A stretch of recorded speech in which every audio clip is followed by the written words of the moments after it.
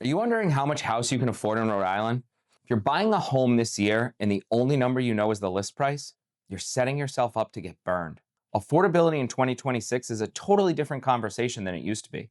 Today, I want to answer the single most important question every buyer's asking me right now. How much house can you actually afford in 2026?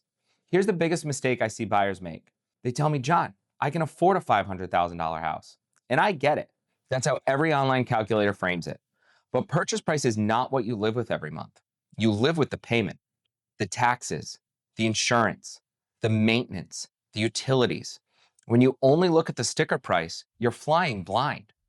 Affordability really comes down to four things. Number one is your income. Lenders are going to look at three things: your gross monthly income, your debts, and how stable your employment is. That tells them what you qualify for. But qualifying and being comfortable are two very different things.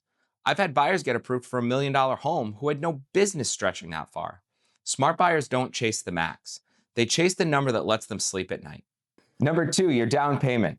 Your down payment affects your loan amount, your monthly payment, and what you pay in interest over the life of the loan.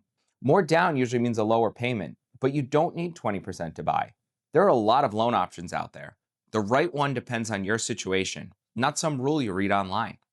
Number three is interest rates. Rates matter a lot. Even a half a point swing can change your payment by a couple $100s a month and shift what you can afford by tens of thousands of dollars. That's why the buyers winning right now are paying attention, not just to the home, but to the market. And number four is property taxes and insurance. This is the one that blindsides people.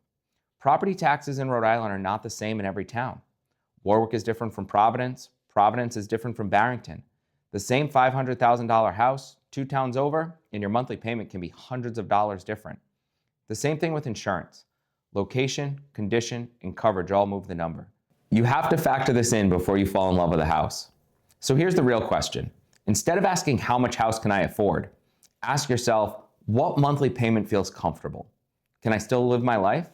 Can I handle a surprise, a new roof, a furnace, car repair, without blowing up my finances? That's the number that matters. Everything else is noise. And don't forget the other costs that come with buying. Closing costs, moving expenses, the updates you're going to want to make, furniture for a bigger space. Budget for all of it now so you don't get surprised later. And here's where a local agent earns their keep. Affordability across Rhode Island isn't one number. Some towns have more inventory, some higher taxes, some are moving faster than others.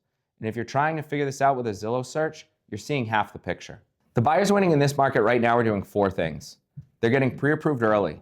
They know their real budget and not just their max. They're watching the market, and they've got a plan before they start looking. That's it. It's not complicated. Most people just skip it. If you're thinking about buying a home in Rhode Island this year, let's talk. We'll sit you down, run your real numbers, and help you build a smart strategy. No pressure, no fluff. Drop a comment, hit the link in the description, or give us a call.